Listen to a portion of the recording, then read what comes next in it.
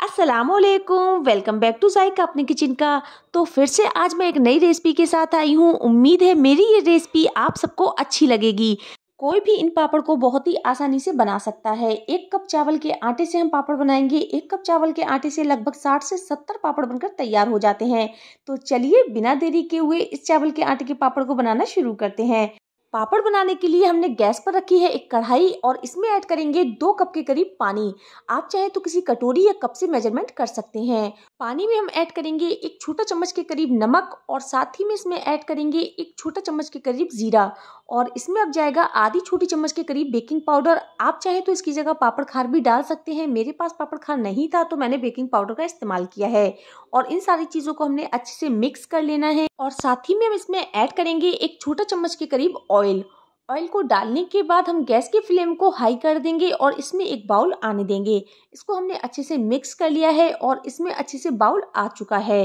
तो इसमें हम ऐड करेंगे, जब इसमें बाउल आ जाएगा ना, तो हम इसमें ऐड करेंगे चावल का आटा और इसमें हम ऐड कर देंगे 1 कप चावल का आटा। तो यहाँ पर हमने 1 कप चावल का आटा लिया है और 2 कप पानी लिया है, यानी कि उसका डबल हमने पानी लिया हुआ है।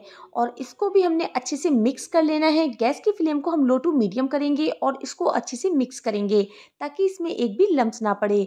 तो यहाँ पर हमने अच्छे से चलाते हुए इसको मिक्स कर लेना है। इसमें एक भी लम्स नहीं पड़ना चाहिए और इसको अच्छे से मिक्स कर लेंगे ताकि इसमें एक भी लम्स ना रहे। इसको अच्छे से मिक्स करने के बाद गैस की फ्लेम को हम ऑफ कर देंगे और इसको कवर करके हम 5 मिनट के लिए रख देंगे ताकि चावल का जो आटा है वो अच्छे से स्टीम हो जाए।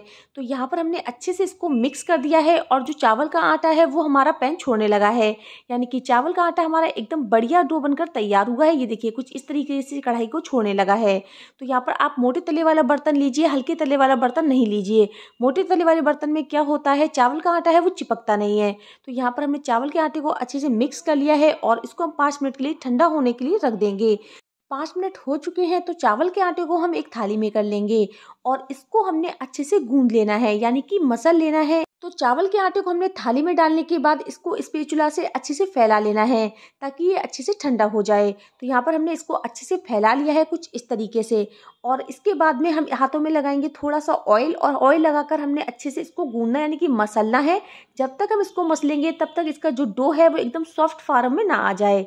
चावल के आटे को मसलने से पहले हाथों में ऑयल ज़रूर लगा लीजिए, वरना जो चावल का आटा है वो हाथों में चिपकेगा। तो यहाँ पर हमने हाथों में ऑयल लगाने के बाद इसको अच्छे से मसल लेंगे ताकि जो चावल का आटा है वो एकदम चिकना हो जाए और डो के फॉर्म में आ जाए।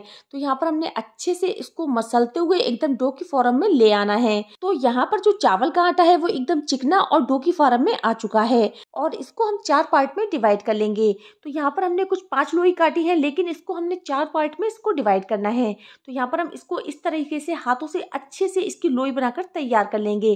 जैसे कि हम रोटी बनाते हैं, आटे की लोई बनाकर तैयार करते हैं, ठीक उसी तरीके से हमने इसकी लोई बनाकर तैयार कर लेनी है। तो यहाँ पर हमने कुछ इस तरह से इसकी बॉल बनाकर तैयार कर ली है। ठीक इसी तरह से हमने सारी बॉल्स बनाकर तैयार कर लेनी है। और जो हमारा चावल का आटा है वो एकदम चिकना गूंदकर तैयार हुआ है। तो इस तरह से हमने 4 बॉल बनाकर तैयार कर ली है। चारों बॉल हमारी एकदम बनकर रेडी हो चुकी है और इसके हम बनाएंगे बड़े। जैसे कि हम बड़े बनाते हैं ठीक उसी तरीके से हमने इसको अच्छे से प्रेस करके और बीच में हम इसके उंगली से होल कर देंगे ताकि जो बड़ा है वो कुछ इस तरह से बनकर तैयार हो जाए। तो यहाँ पर आप देख सकते हैं हमने हाथों से हल्का से इसको प्रेस कर दिया है और बड़े की जैसे हमने इसको बनाकर तैयार किया है। और इसमें हम होल इसलिए करेंगे ताकि ये अच्छे से अंदर से स्टीम हो जाएगा। तो यहाँ पर हमने कुछ इस तरह से बड़े को प्रेस कर लिया है और दोनों तरफ से हमने अच्छे से इसमें होल कर दिया है ताकि ये अंदर से कच्चा ना रहे और अंदर से अच्छे से स्टीम हो जाए। तो इसी तरह से हमने चारों बनाकर तैयार कर लेने हैं और ये बहुत ही सिंपल तरीके से बन जाते हैं और बहुत ही ईजिली बनकर तैयार हो जाते हैं। तो यहाँ पर हमने चारों इसी तरह से बनाकर तैयार कर लिए हैं। तो यहाँ पर हमारे चावल के आटे के बड़े बनकर तैयार हैं। तो यहाँ पर हमने इसको एक स्ट्रेनर में रख लिया है और स्ट्रेनर में आप चाहे तो ऑयल लगा लीजिए। तो यहाँ पर हमने स्ट्रेनर में हल्का सा ऑयल लगा लिया है ताकि जो चावल का आटा है वो स्ट्रेनर में चिपके नहीं। और अब हमने ली है एक कढ़ाई और इसमें 1 गिलास के करीब पानी को अच्छे से गर्म कर लिया है और जो स्ट्रेनर लिया था वो हम कढ़ाई के ऊपर रख देंगे। और जो हमने बड़े बनाए थे वो एक एक करके हमने चारों बड़ों को स्ट्रेनर के ऊपर रख देना है और इसको हमने 5 मिनट के लिए कवर करके स्टीम कर लेना है। 5 मिनट हो चुके हैं तो चलिए हम खोल कर देख लेते हैं। चावल का आटे के जो हमारे बड़े हैं वो अच्छे से स्टीम हो चुके हैं और इनको हमने 2 मिनट के लिए ठंडा कर लिया था। और गरम ही गरम हम इसको एक मैशर की हेल्प से मैश कर लेंगे।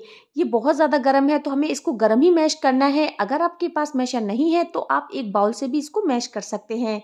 तो यहाँ पर हमने अच्छे से इसको मैश करना है ताकि इसमें एक भी लम्स ना रहे।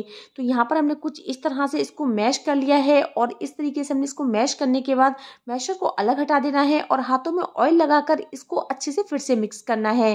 तो यहाँ पर हम हाथों की हेल्प से इसका जो डो है वो फिर से गूंद कर तैयार कर लेंगे और हाथों से हम इसको अच्छे से मसलते हुए मिक्स कर लेंगे और इसको हमें चिकना करते हुए डो की फॉर्म में ले आना है। तो यहाँ पर हम अच्छे से इसको मसलते हुए और चिकना करते हुए डो की फॉर्म में ले आएंगे। और जो हमारे चावल का आटा है वो एकदम डो की फॉर्म में आ चुका है और इसको हम एक बाउल में ट्रांसफर कर लेंगे।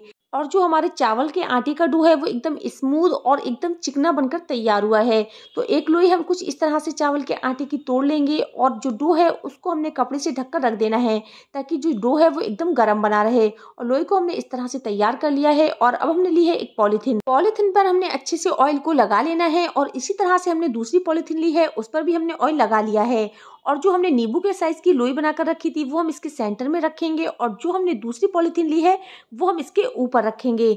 और रखने के बाद हमने कुछ इस तरह का एक बाउल लिया है और उसको हमने इस तरीके से प्रेस करना है। आप चाहे तो पापड़ को अपने हिसाब से कोई भी शेप दे सकते हैं, पापड़ को छोटा या बड़ा कोई भी शेप दे सकते हैं। पापड़ को हमने अच्छे से प्रेस करने के बाद इसको कुछ इस तरह से हम कट कर लेंगे जिससे हमारे जो सारे पापड़ है वो एकदम गोल बनकर तैयार होंगे। तो यहाँ पर इसका जो एक्स्ट्रा आटा है वो हम निकाल देंगे और जो हमारा पापड़ है वो बहुत ही एकदम गोल शेप में बनकर तैयार हुआ है। तो यहाँ पर आप देख सकते हैं कि एकदम गोल शेप में ये बनकर तैयार हुआ है। तो यहाँ पर हम इसको एक पॉलीथीन पर पलट देंगे। तो यहाँ पर हमने ऑयल लगा लिया है एक पॉलीथीन पर और जो हमने चावल के आटे का पापड़ बनाया था वो हम इसके ऊपर हल्का सा प्रेस करके छोड़ देंगे। ये बहुत ही ईजिली बनकर तैयार हो जाते हैं। बस आपको लोई लेनी है और उसको एक पॉलीथीन पर सेंटर में रखना है और इसको दूसरी पॉलीथीन में कवर करके आपको बाउल से इसको प्रेस करना है। तो यहाँ पर आप चाहें तो इसको ऐसे भी शेप दे सकते हैं लेकिन इस तरह से इसकी जो शेप है वो गोल आएगी। तो यहाँ पर हम इसको कट कर लेंगे जिससे हमारे जो सारे पापड़ हैं वो एक साइज में बनकर तैयार होंगे और इसका जो एक्स्ट्रा आटा है वो हम बाहर निकाल लेंगे। तो यहाँ पर आप देख सकते हैं कि चावल के आटे के पापड़ बनाना कितना आसान है और ये बहुत ही इजीली बन जाते हैं। तो यहाँ पर हमारे 1 कप चावल के आटे से लगभग 70 पापड़ बनकर तैयार हुए हैं और इनको हमने धूप में फैला दिया है। तो धूप में अच्छे से फैला लेना है। आप चाहे तो इनको पंखे की हवा में भी सुखा सकते हैं। तो यहाँ पर आप देख सकते हैं कि सारे पापड़ एक साइज के बनकर तैयार हुए हैं, कोई भी पापड़ छोटा या बड़ा नहीं है। तो यहाँ पर जब ये पापड़ एक साइड से सूख जाएंगे, ये देखिए कुछ एक साइड से इस तरह से ही सूख चुके हैं, तो इसको हम दूसरी तरफ से पलट देंगे ताकि ये दोनों साइड से अच्छे से सूख जाएं। तो यहाँ पर आप इस बात का ध्यान रखिएगा कि पापड़ एक तरफ से सूख जाए ना तो आप दूसरी साइड से इनको फैला दीजिए ताकि ये दोनों साइड से अच्छे से सूख जाएं। तो यहाँ पर हमारे पापड़ एक साइड से सूख चुके हैं तो इनको हम दूसरी साइड से पलट कर सुखा लेते हैं। तो लीजिए हमारे सारे पापड़ सूखकर तैयार हो चुके हैं और बहुत ही बढ़िया बनकर तैयार हुए हैं। तो आप इस पापड़ की रेसिपी को एक बार ज़रूर ट्राई कीजिएगा। बहुत ही यम्मी और बहुत ही टेस्टी पापड़ बनकर तैयार होते हैं और इनको बनाने में बिल्कुल भी परेशानी नहीं होती है और बहुत ही ईजिली बनकर तैयार हो जाते हैं। तो पापड़ हमारे कुछ इस तरह से बनकर तैयार हो चुके हैं। आपको हमारे पापड़ की रेसिपी कैसी लगी आप अपना कमेंट करके हमें ज़रूर बताइएगा। तो यहाँ पर हम इनको फ्राई कर लेते हैं। एक कढ़ाई में हमने ऑयल को गर्म कर लिया है और पापड़ एक एक करके हम इसमें डाल देंगे। पापड़ भी हमारे साइज में हल्के से बड़े हो चुके हैं और ये खाने में बहुत ही ज़्यादा यम्मी और टेस्टी लगने वाले हैं। तो सारे पापड़ों को हमने कुछ इसी तरह से फ्राई कर लेना है और आपको इस बात का ध्यान रखना है कि आप पापड़ों को फ्राई करते टाइम उसको अच्छे से सुखा लीजिए। अगर आपके पापड़ हल्के से भी अंदर कच्चे रह गए ना तो ये तलने में बहुत ही ज़्यादा बेकार होंगे। तो यहाँ पर हमने सारे पापड़ों को एक एक करके फ्राई कर लेना है। ये पापड़ बहुत ही अमेजिंग बनकर तैयार हुए हैं और खाने में तो बहुत ही ज़्यादा टेस्टी हैं। तो लीजिए हमारे पापड़ बनकर तैयार हो चुके हैं। आपको आज के हमारे पापड़ की रेसिपी कैसी लगी? तो ये देखिए इस तरह से हमने सारे पापड़ बनाकर तैयार किए हैं और आप इन पापड़ों को स्टोर करके भी रख सकते हैं, ये बिल्कुल भी खराब नहीं होंगे। तो यहाँ पर हमारे बहुत ही क्रंची पापड़ बनकर तैयार हुए हैं और आप इनको सालों साल चला सकते हैं और ये बहुत ही ईजिली बनकर तैयार हो जाते हैं। तो आज के लिए इतना काफ़ी है। फिर मिलती हूँ एक और नई रेसिपी के साथ, जब तक इजाज़त चाहती हूँ। Thank you so much for watching my video. अगर आपको आज की हमारी रेसिपी ज़रा सी भी अच्छी लगी है तो प्लीज़ मुझे सपोर्ट करने के लिए मेरे चैनल जायका अपने किचन को सब्सक्राइब जरूर कीजिएगा और बेल आइकन को प्रेस ज़रूर कीजिए जिससे आपको हमारे आने वाली हर नई वीडियो का नोटिफिकेशन सबसे पहले मिल जाए। Take care, good care, bye.